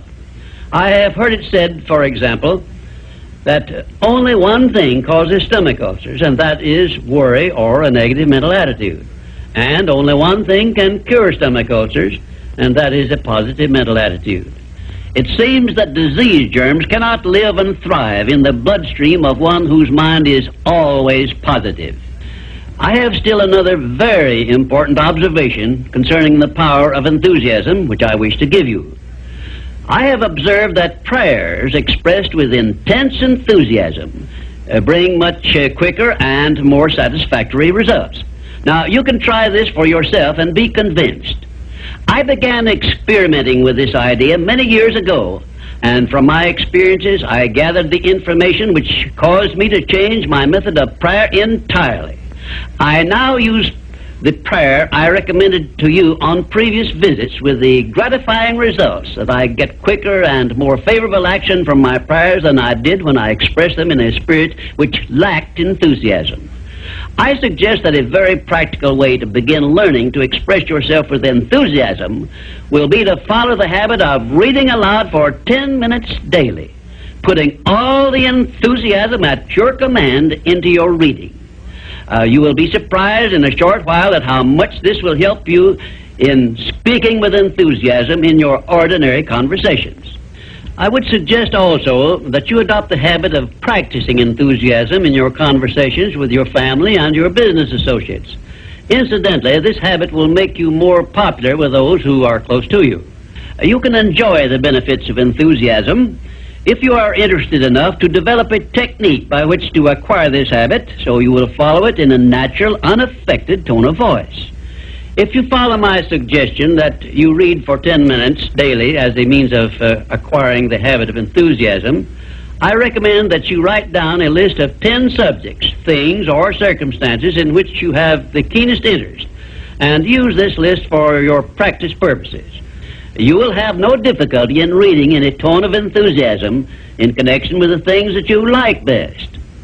And finally, if you have not already picked up some useful ideas as to how the habit of enthusiasm can be developed, or what causes one to be enthusiastic, let me give you an example which may provide you with an interesting cue. You perhaps remember when you were courting the person of your choice, or being courted, as the case may be, you needed no one to tell you how or why to be enthusiastic. Of course not, because the motive of love or affection took care of this without effort on your part. Just remember that enthusiasm is always easily expressed when one is inspired by a burning desire for something or any motive associated with one's closest interests. Where there is no motive, there is apt to be no enthusiasm. Remember also that the three basic motives which it has been said practically rule the world are: 1, the emotion of love; 2, the emotion of sex; 3, the desire for financial gain. A combination of all three of these motives, it has been claimed, can convert a mediocre person into a genius, and I leave the thought with you for consideration. And now, until our next visit, I ask that you try the habit of moving with enthusiasm in all of your daily work and see how much better you will feel. We come now to the 9th visit, where we shall analyze the 9th principle of success, which is personal initiative. Personal initiative is the dynamo which starts the faculty of imagination into action, in the process of translating one's definite major purpose into its physical or financial equivalent. If you aim for success above mediocrity, you will need to learn to act on your own personal initiative, because your success is something which you must achieve for yourself without someone telling you what to do or how to do it. Incidentally, Cyrus H.K. Curtis, the former owner of the Saturday Evening Post, and one of my collaborators in organizing the Science of Success philosophy, was responsible for a motto on personal initiative of such great importance that I want you to have it. Said he, "There are two kinds of men who never amount to much: those who cannot do as they are told, and those who can do nothing else." Of course, Mr. Curtis's implication is very clear. He implied that those who amount to something worthwhile in life are those who move on their own personal initiative without being told what to do or why they should do it. The men who stand out in the minds of the public as the greatest successes from the days of George Washington on to the present are those who chose their own occupation, business, or profession, and moved on their own personal initiative in achieving their purpose. And those who are getting ahead most rapidly today, no matter in what position they began, are those who promote themselves to a higher place in life by acting on their own personal initiative. The habit of personal initiative not only inspires one to move on his own responsibility, but it also influences him to carry through until he completes that which he undertakes in a manner pleasing to all concerned, because he knows that a winner never quits and a quitter never wins. And right here is an appropriate place to say something I perhaps should have said before, namely, that a big success is made up of a great number of little circumstances, each of which is so small and seemingly insignificant that most people pass it by as not worthy of notice. Some may think, for example, that the habit of personal initiative is unimportant, but we have only to take a look at the record of some of our greatest successes to recognize that personal initiative was an important factor without which they never would have achieved success. For example, no one told F.W. Woolworth to start a 5 and 10 cent store. The idea was his own. He acted on his own personal initiative in putting his idea into action, and lived to see it yield him a fortune well above $100 million. My distinguished business associate, W. Clement Stone, started his insurance business on his own personal initiative with an operating capital of only $100. But he followed through on that same personal initiative and made his humble beginning yield an annual gross income of many millions of dollars. And it was that same habit of acting on his own personal initiative, of doing the thing he wanted to do, which inspired Mr. Stone to join forces with me in taking the Science of Success philosophy to millions of people throughout the world, an undertaking which it is believed may help more people to find their places in the world than has any other influence during the past 100 years. The habit of personal initiative was the chief trait which helped Henry J. Kaiser to build a great industrial empire and raise himself to a high position in the industrial world. It was this trait of personal initiative which inspired Mr. Kaiser to pile up such an enormous record in the building of ships during World War II, despite the fact that he had never built ships before.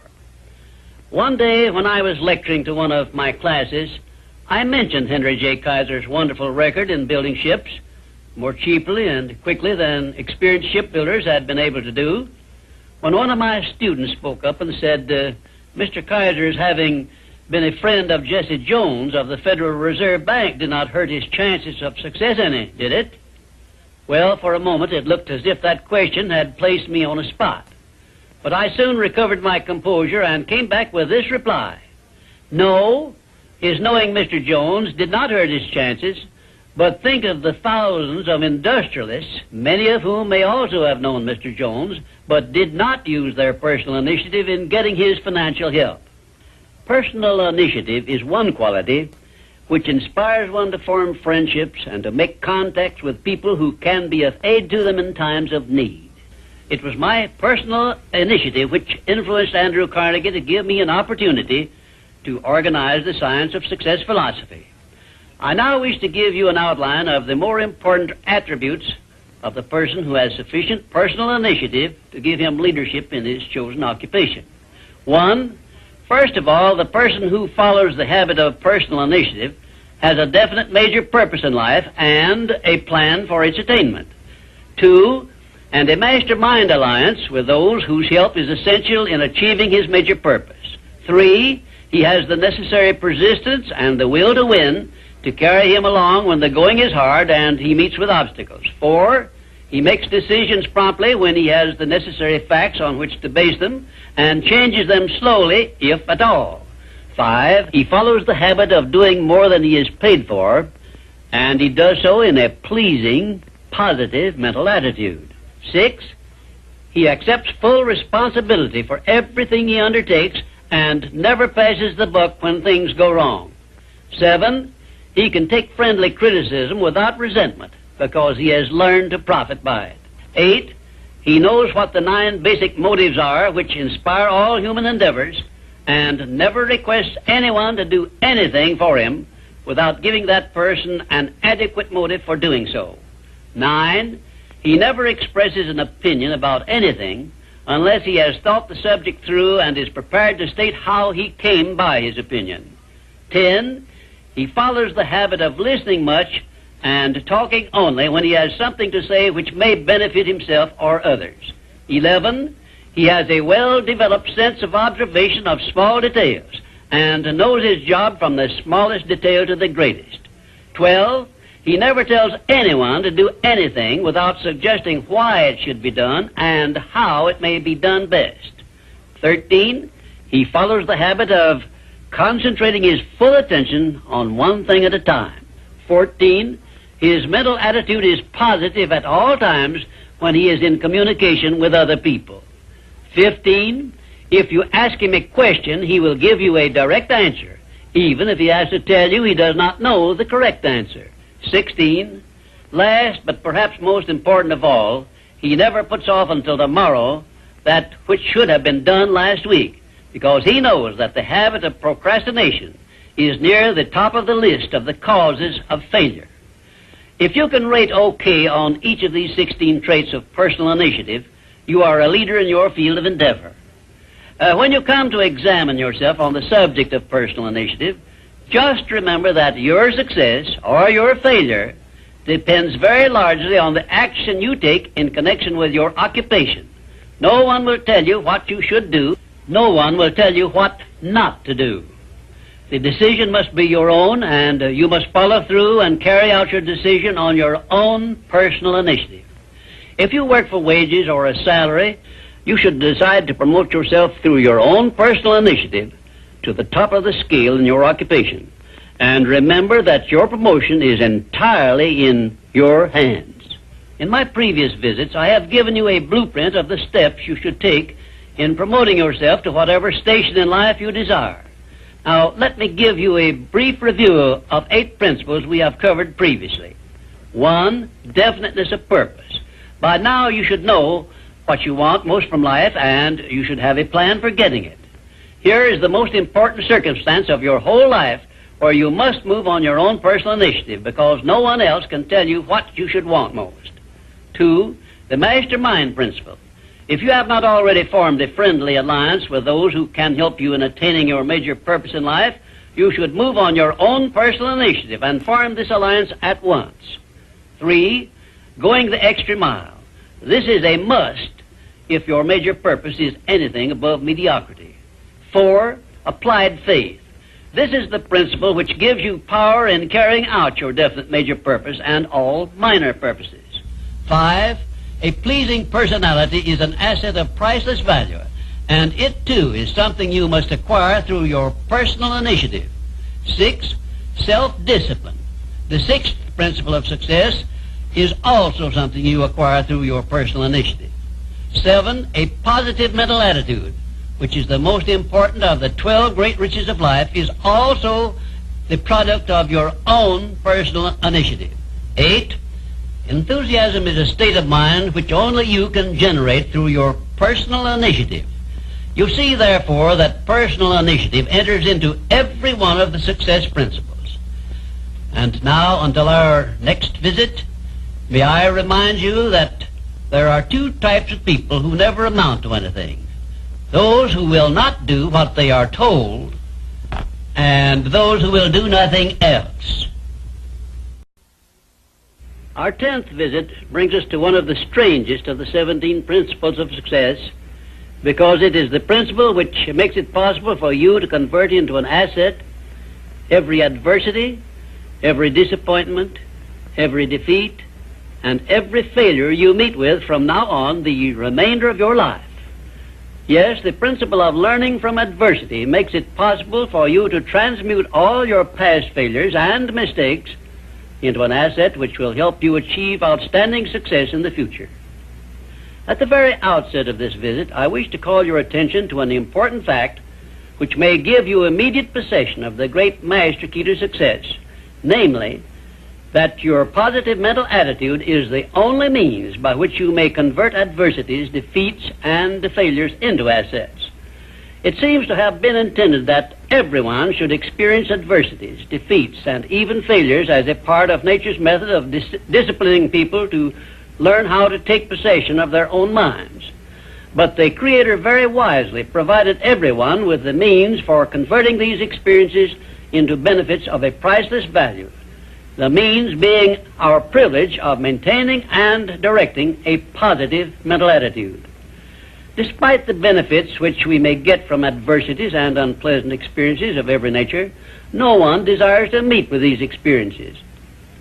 Once you learn that adversities can be made to pay dividends, you will acquire the habit of looking for that seed of an equivalent benefit in each such experience with which you meet. My first illustration concerns a man of whom you may have heard, and I have no doubt you have eaten some of the food which he produced and marketed throughout the nation as a result of an adversity which would have stopped most men cold. The man was Milo C. Jones, who owned a small farm near Fort Atkinson, Wisconsin, on which he made only a fair living until he was stricken down with double paralysis, which deprived him of every portion of his body except his brain. In this hour of his greatest adversity, Milo C. Jones used his mind, took possession of it for the first time in his life, perhaps, and out of that mind came the idea of raising hogs and converting them into little pig sausage. And on that same farm, where previous to that adversity he made only a mere living, he found the seed of an equivalent benefit that compensated him for the loss of the use of his body, and lived to see little pig sausage yield him a huge fortune. Isn't it strange that so often people have to be cut down by failure and defeat before they learn that they have minds capable of mastering all of their problems? My next illustration is based on an adversity of a man whom we all know because he was President of the United States, and his name was Franklin D. Roosevelt, who was stricken in the prime of his life with polio, which destroyed the use of his legs. Instead of sitting on a street corner with a tin cup and some lead pencils, as many another might have done under similar circumstances, Franklin D. Roosevelt transmuted his affliction into a buildup of his self-reliance and lifted himself to the highest position available to mankind anywhere on this earth. Got that position and held it until he passed on. Held it longer than had any previous president. Verily, I tell you with all the enthusiasm at my command, that you may find in your adversities the necessary challenge to inspire you on to success, such as you never would have known without these experiences. Right here, may I remind you of the great importance of following the principle of a positive mental attitude, because this is the principle you will need most in converting unpleasant experiences into assets. My next illustration involves a very intimate personal experience of my own, which began when my mother passed on. I was 8 years of age. I know that the loss of one's mother at any age usually is regarded as an irreparable loss which offers no possible benefits. But even in the loss of loved ones, we may find that there is a seed of an equivalent benefit. I found that seed in one of the most wonderful persons I have ever known, when my father brought home my new mother. It was she who inspired me to prepare myself for the opportunity I was to receive later in life, when I met Andrew Carnegie and received from him the commission to organize the world's first practical philosophy of personal success. Had it not been for the loss of my mother, I would not now be having this visit with you, and my books would not now be serving to help millions of people throughout the world to find their places in life. Nothing is ever so bad or so unpleasant that it may not yield some benefit if we keep a positive mental attitude toward the experience and make it a habit to look for that seed of an equivalent benefit. This, of course, involves the application of that important success principle, personal initiative. Now I come to an illustration which involves our great American way of life and all the personal freedom and opportunities we enjoy under our way of life. And it begins with our defeat of the British in 1778. Probably every Britisher believed that the loss of the American colonies was an irreparable loss which offered no possible benefits. Yet you and I know that if we had not defeated the British and made ourselves rich and powerful, the British Empire probably would have been wiped out in World Wars I or II. We know also that although the British Empire survived those two wars, it was our financial help which saved the British from starvation and bankruptcy. So, today, every Britisher should give thanks for the defeat of Lord Cornwallis's armistice, because that defeat finally became the means of survival of the British Empire. My next illustration brings us face to face with an adversity which involves you and I and every other person now living.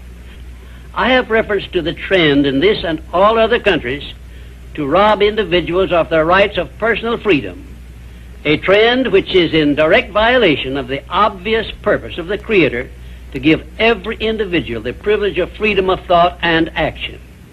There is something definite you and I can do about this common trend to rob us of our rights of personal freedom.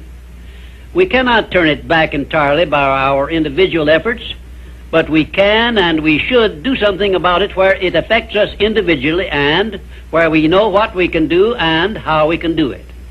Of course you will ask, what can I do to influence a world trend?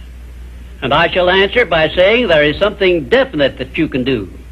You can refuse to accept this common trend and take full possession of your own mind, thus fulfilling your personal responsibility to your Creator.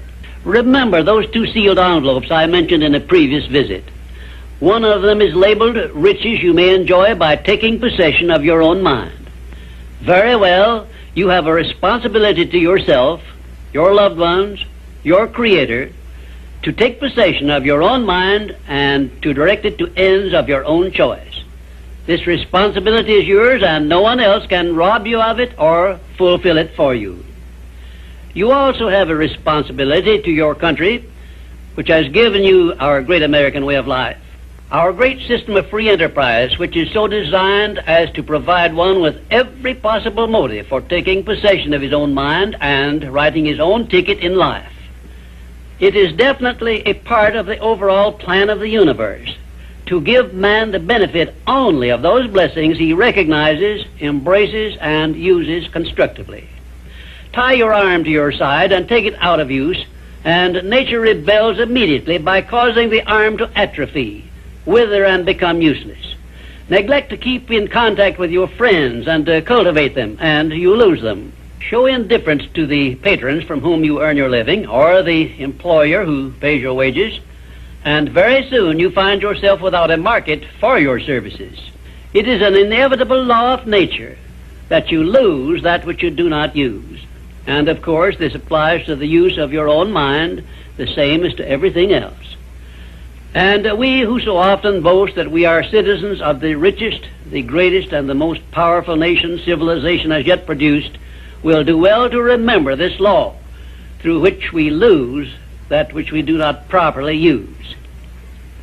In this visit, I have brought you what may be a surprise, or even a shock, by introducing this great principle of profiting by adversity.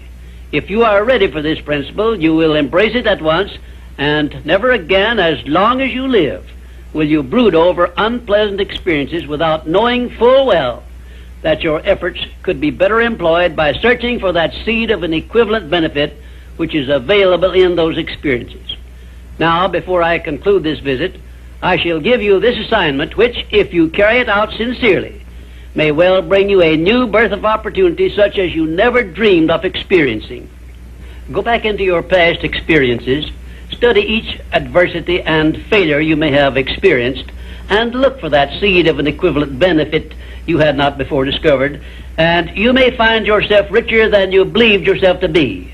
And now, until our next visit, just remember, nothing can be called failure until you accept it as such.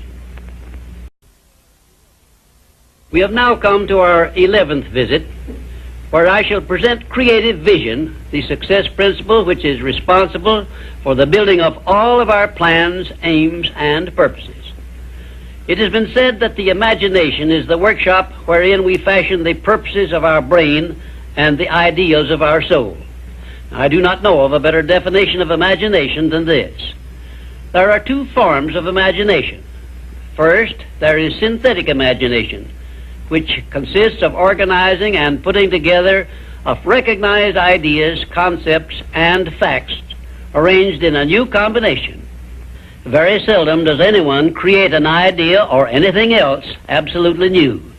Nearly everything known to civilization is but a combination of something that is old. Secondly, there is creative imagination, which operates through the sixth sense and has its base in the subconscious section of the brain and serves as the exclusive medium through which basically new ideas or facts are revealed. Let me give you some examples of synthetic imagination in action. 1. Edison's invention of the incandescent electric lamp was the creation of synthetic imagination because it was created by bringing together in a new combination two old and well-known principles. 2. Clarence Saunders' idea on which the Piggly Wiggly store system was based was the result of synthetic imagination because he merely borrowed the self-help cafeteria plan and introduced it into the grocery store business. But despite the simplicity of the plan, it is said to have yielded its organizer $4 million during the first 4 years after it was put to work. 3. Henry Ford's first automobile was created through synthetic imagination by the simple procedure of bringing together the well-known method of transportation, the horse and buggy, and the steam-propelled thrashing machine. Both ideas were old, but it remained for Henry Ford to combine them in a new method of use, and he made himself the most distinguished industrialist of his era by his achievement, not to mention a fabulous fortune. 4. The man who dipped a hunk of ice cream in chocolate, placed a stick in it for a handle, and called it Eskimo pie, used synthetic imagination and started a new industry which still has a widespread outlet and grosses annually a huge sum. It is safe to assume that the creator of this simple plan of merchandising was well compensated for his use of his synthetic imagination. 5. F.W. Woolworth made use of synthetic imagination by the simple procedure of setting up a retail store in which a large variety of merchandise retailing at 5 and 10 cents per item was offered to the public. and lived to see his merchandising innovation start a series of similar retail stores which gross annually many millions of dollars in sales and made Woolworth rich in the bargain. Now, I shall give you some examples of creative imagination. One, Edison's invention of the phonograph was the outgrowth of creative imagination because no part of his invention had ever been known or used previously. Two, Signor Marconi's invention of wireless communication was also the outgrowth of creative imagination because it was based on basically new ideas which never had been used previously. He was the first to discover the means by which the ether could be made to take the place of wires in the transmission of sound. Three, Madame Curie's discovery of radium was also the outgrowth of creative imagination because no one before her had ever revealed either the actual existence of radium or the method by which it could be recovered or refined. Four, Wilbur and Orville Wright's perfection of the modern airplane was partly the result of creative imagination and partly the result of synthetic imagination, because others previous to their time had discovered some of the ideas they used successfully, but they were the first to coordinate those ideas so they worked. Five, Robert G. Letourneau made effective use of creative imagination by building heavy dirt-removing machinery which involved ideas never before used, although he was practically unskilled in engineering and had very little schooling of any kind. I worked with Mr. Letourneau for a year and a half, during which I saw him in action many times when he was drawing entirely upon the faculty of creative imagination and receiving his ideas from sources outside of his own immediate education or knowledge. And right here, in case you have not already recognized the fact, I am bringing you very near the point where people sometimes tune in on their creative imagination and come up with ideas which benefit great numbers of people and make themselves popular and rich. I am going to give you these suggestions solely as inspiration intended to introduce you to your faculty of creative imagination. All the good ideas have been used up, did I hear you say? Quite to the contrary, the best ideas are yet to be revealed and put into service of mankind. There are no more opportunities to become rich, did I hear you say?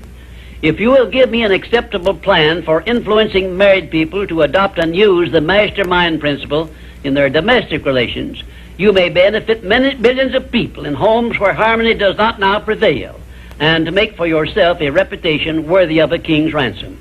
If you have a better idea or plan for the use of salesmen in any field of selling, your idea may help millions of salesmen to increase their incomes and bring you a reward worthy of the value of your idea. I am still talking to you about exercising your faculty of imagination, but I am limited as to the number of ideas I can give you in so short a time. But I will give you some more useful ideas in my next visit. Imagination is a trait which becomes alert only by constant action based on the success principles I have described in these visits. You are the one who must supply this action. The rules of accurate thinking are so clear and simple that I often wonder why so few people ever take time to learn the rules, since accurate thinking is the very foundation of all successful achievements. In this visit, I shall give you a working description of the rules of accurate thinking, which all successful people follow. First of all, accurate thinking is based on two simple fundamentals. They are called inductive reasoning and deductive reasoning. Inductive reasoning is used when the necessary facts on which to base your thinking are not available. In this case, you act on hypotheses, or what you assume the facts to be. Deductive reasoning is used when you have the facts, or what appear to be the facts, on which to base your thinking. The next step in accurate thinking is to separate facts from fiction, or hearsay evidence, and determine whether you are dealing with hypotheses or real facts. When you are sure you have dependable facts on which to base your thinking, you take the second step by separating these facts into two classes. One is important facts, and the other is unimportant facts. When you do this, you may be surprised at the overwhelmingly greater number of unimportant facts you deal with daily than there are important facts. At this point, you are almost sure to want to ask the question, what is an important fact? And how can I distinguish it from an unimportant fact? And I shall give you the answer to this very important question by saying that an important fact is any fact which will aid you to any extent whatsoever in attaining the object of your major purpose in life. And all other facts, as far as you are concerned, are unimportant, and you should waste no time with them. After this visit is over, you can employ the next hour to a great benefit to yourself if you will set down on paper a list of all the facts you dealt with yesterday, separating them into two classes, important and unimportant. As a matter of fact, you will make a profound discovery regarding accurate thinking if you follow the habit of daily taking inventory of all the facts that claimed your attention during the day, putting them down on paper in two separate columns, one labeled important facts and the other labeled unimportant facts.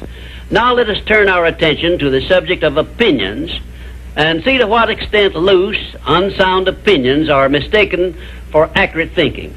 To start with, let us recognize the truth that most opinions are without value because they are based on bias, prejudice, intolerance, guesswork, hearsay evidence, and out-and-out ignorance. These are harsh words I'm using, and they represent the source of most of the tragedies of life which people meet with unnecessarily. And I would say that of all the tragedies which cause misery and failure, none is more merciless or destructive than those which grow out of the indifference of people who make no attempt to learn how to think accurately. I shall never forget an experience I had with President Woodrow Wilson while I was working for him during World War I. I asked the President what effect he believed World War I would have on civilization, and his reply was brief, but it was a masterpiece which you should remember as long as you live. "I cannot answer your question," said the President, "because I have no facts on which to base an opinion." If you will remember Woodrow Wilson's 15-word speech every time you are about to express an opinion about anything, the chances are that you will soon get out of the habit of expressing or even having opinions not based on something more substantial than biases, prejudices, and emotional feelings which often serve as fathers to facts. You will learn, if you observe carefully, that the more successful a person is, the less he is inclined to express wild, unjustified opinions about anything. Also, you must have observed already that the drifters who are suffering with frustrations because they recognize they are failures usually have an assortment of opinions on about everything you can imagine. When I hear someone expressing a definite opinion about something of which I have definite reason to believe he knows little or nothing, I think of an experience I had when I stopped a Quaker on the streets of Philadelphia and asked him the time of day. He took out his watch, examined it carefully, and then in a slow, emphatic tone of voice he said, "Well, sir, according to this alleged timepiece, it appears to be approximately 1 minute and 10 seconds past 12 o'clock. I was particularly impressed by the care with which this Quaker identified the source of his information which he was passing on to me, and I often thought afterward how beneficial it would be if all people who express opinions or give out information would take the time to identify the source from which they were able to speak. I cannot influence all people to engage in this sort of safe thinking, but I can suggest that you give it consideration in connection with this visit on the subject of accurate thinking. Now, I shall give you a simple rule which may help you avoid being misled by unsound opinions expressed by other people. When you hear someone make a statement which your reason cannot accept as being sound, or which you question or should, for safety's sake, question for any reason whatsoever, ask a simple forward question. How do you know? Then stand firm on that question and either force the speaker to identify the source from which he got the information he is endeavoring to pass on as facts, or reject the statement entirely as if it had not been made. And do this no matter who is speaking or what may be his reputation for truth and veracity. Remember, you are given as your richest birthright the privilege of controlling your own thoughts. Therefore, treat this divine gift with the profound respect to which it is entitled, and do not allow anyone to do your thinking for you or to influence your thinking in any manner whatsoever, except by the rules of accurate thinking I am passing on to you. Follow this procedure regardless of what people think or say about your method of thinking. If they wish to call you a cynic or a doubting Thomas, let that be their misfortune. But for your own good, go right on thinking by rules which will save you from many mistakes and tragedies throughout your life. Now I will give you 7 rules to follow, which, if you memorize them and follow them as a daily habit, may bring you top rating as an accurate thinker. 1. Never accept the opinions of other people as being facts until you have learned the source of those opinions and satisfied yourself of their accuracy. 2. Remember that free advice, no matter from whom it is received, will bear the closest of examination before it is acted upon as safe. And generally speaking, this sort of advice is worth exactly what it costs. 3. Alert yourself immediately when you hear anyone speaking of others in a discourteous or slanderous spirit, because this very fact should put you on notice that what you are hearing is biased, to say the very least about it, and it may be out-and-out misstatement. 4. In asking others for information, do not disclose to them what you wish the information to be, because most people have the bad habit of trying to please under such circumstances. Well-measured, tactful questions can be of great benefit to you in thinking accurately. 5. Remember that anything which exists anywhere throughout the universe is capable of proof, and where no such proof is available, it is safer to assume nothing exists. 6. One of the great unexplainable miracles consists in the fact that both truth and falsehood, no matter by what means they may be expressed, carry with them a silent, invisible means of identifying themselves as such. Therefore, remember this truth and begin developing the necessary intuitive faculty to enable you to sense what is false and what is true. 7. Follow the habit of asking, "How do you know?" when anyone makes a statement you cannot identify as true. Follow this habit faithfully, and you will see many persons squirm and turn red in the face when you insist upon a direct reply. The most accurate thinkers are the scientists. They investigate with open minds and never allow their wishes to become the fathers of facts, but deal with each fact as it is, not as they would like it to be. Now, one final word of warning I feel I should leave with you. Study yourself carefully, and you may discover that your own emotions are your greatest handicap in the business of accurate thinking. It is easy for you to believe that which you wish to believe, and unfortunately that is precisely what most people do.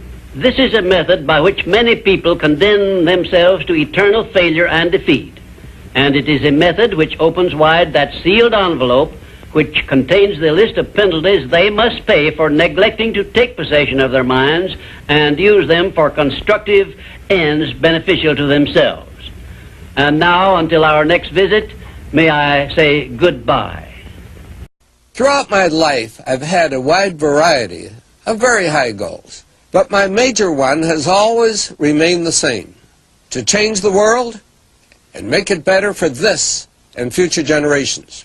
Napoleon Hill and his philosophy of success have helped me to develop, maintain, and advance this goal. In his final visit with us, Dr. Hill discusses the nature of universal law and its impact on us all. The 13th visit brings us to the analysis of a law of nature which is the basis of all of our habits, both the good habits and the bad. This law is a vital part of the 17 success principles because it is the means by which you and every other person can put into operation an irresistible power by which your aims and purposes are attained almost automatically by the action of your habits. I have named this law cosmic habit force because it is the law which gives definiteness of action to everything which moves throughout the entire universe. It keeps the stars and planets in their accustomed places, and it fixes the life patterns of every living thing, from the smallest insects to the largest animal, excepting only man, who has been given the means by which he may use this law to establish his own habits and determine his own desires and movements throughout life. Cosmic habit force binds every living thing lower in the scale of intelligence than man with what we call instinct. But man can rise above these fixed patterns by which lower forms of life live and establish his own pattern. This privilege is the only thing over which man has complete power of control and direction. And it is interesting to observe that the Creator never gives man any form of riches without sending along with it the means by which man may do whatever he pleases with those riches. Like every other natural law, cosmic habit force has both a positive and a negative potential application. The negative application of this law is called hypnotic rhythm, which means, among other possible results, it fastens upon individuals that by our neglect to fix our thoughts upon the things we desire in life, and thereby gain the power of cosmic habit force in attaining these desires, the law automatically acts through the negative hypnotic rhythm feature and fixes our minds on the things we do not desire and attracts to us the physical counterpart of these desires. Understand this principle of the law of cosmic habit force, and obviously you will have a better conception as to how essential it is to keep your mind occupied with the life pattern and the things and circumstances you desire until this pattern is taken over and made permanent by cosmic habit force. Cosmic habit force is the watchdog, so to speak, which looks over your shoulder all through life, examines every thought you release, every act in which you engage, and forces upon you the penalties or the rewards in those two sealed envelopes I described in a previous visit. When you understand the principle of cosmic habit force, it is clear enough that you cannot go through life without using the power of this law to carry out the circumstances and the desires you voluntarily choose, or, by your neglect, allow the same law to force you to pay the penalties I described. You have a power of choice here, the same as in all other things, but your neglect to exercise this power brings certain, if not always swift, retribution upon you. Perhaps you now see why I warned you in a previous visit that the two sealed envelopes were not imaginary but real. And of course you now understand that you must avail yourself of the benefits of one or be forced to accept the penalties of the other. There is no halfway compromise for any human being. Ponder over this profound truth and you will probably get a more impressive understanding of the power which is available to you through the application of the 17 success principles of the science of success. And you may also acquire a better understanding as to why these 17 principles have spread throughout the world without organized business management behind them. Why this science of success philosophy is believed to have brought personal success to more people than has any other philosophy designed to help individuals to take possession of their own minds. The nearest to a description of the law of cosmic habit force I have seen is Emerson's law of compensation, in which he so clearly established the truth that nothing ever just happens by luck, but every effect has its definite cause, albeit we often observe effects, the causes of which we cannot isolate or understand. If you will read Emerson's essay on compensation again, in view of what I have said about the law of cosmic habit force, you may get much more from it than you absorbed from it previously. Now I shall give you a variety of illustrations as to how the law of cosmic habit force operates. One, first of all, let me call your attention to the fact that cosmic habit force fixes the habits of the electrons and protons of matter, so that their relationship and chemical behavior always follow the same pattern. Thus we see that everything throughout the universe comes under the influence of cosmic habit force, and everything moves and exists by a pattern which is immutable and enduring, except man, who, as I have said, can break the habits established by cosmic habit force which affect him and set up in their place habits of his own choice. Two, cosmic habit force fixes the pattern of every form of vegetation which grows from the soil of the earth, so that each thing reproduces after its own pattern. A grain of wheat always reproduces other grains of wheat, but never makes the mistake of producing oats or some other form of growth. 1 atom of hydrogen and 2 atoms of oxygen combined always produce water, never anything else, because the pattern of their chemical reaction has been fixed by cosmic habit force. 3, when the human mind is focused on a definite major purpose, the law of cosmic habit force goes into action immediately and attracts to the individual the material equivalent of that purpose, and the procedure is inexorable and never varies. However, hypnotic rhythm, the negative application of the law, will just as definitely attract to one all the undesirable things and circumstances which the mind is allowed to dwell upon, such as poverty, ill health, failure, fear, and all other undesirable things. 4, cosmic habit force, expressing itself through the emotion of sex, is the means by which every living thing perpetuates its species. Understand this truth, and you will better understand the irresistible forces of the profound emotion of sex, the means by which nature creates all living things. You will also better understand why aims and purposes, which are expressed orally under the great creative forces of sex emotion, are acted upon so rapidly by cosmic habit force. 5, we sometimes hear people speak of successful men as being on the beam, by which they mean that those who enjoy success have established a success thought pattern in their minds, which cosmic habit force has picked up and carried out to its logical conclusion.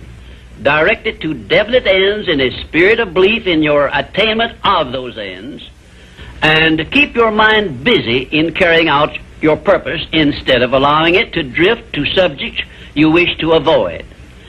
You are on the beam when you can truthfully say, I know precisely what I want from life, and I have faith I shall get it. You are not on the beam when you have no definite major purpose and you are drifting aimlessly through life.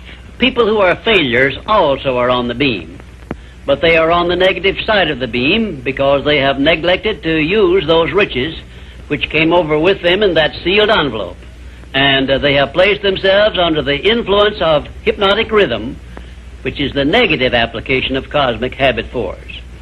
There is one word which doctors dread, and it is the word fixation, which means that a sick person believes in his sickness as something which cannot be cured. Fixations can become a priceless asset by those who have discovered the great master key to success and have learned how to develop fixations in their minds based on the things they desire most in life. Cosmic habit force is the power which makes fixations permanent. You should have a definite fixation based on your major purpose in life, but you are the only one who can create this fixation. You can do it by taking possession of your own mind and keeping it directed toward the attainment of your major purpose. If you will do this by following all the instructions I have given you in these visits, in a short time you will find yourself on the beam and headed directly toward everything you desire and deserve to receive.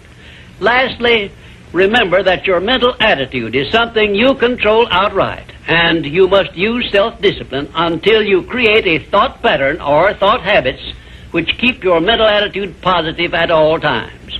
Your mental attitude is important because it acts as a magnet which attracts to you everything, every circumstance which makes you what you are and where you are.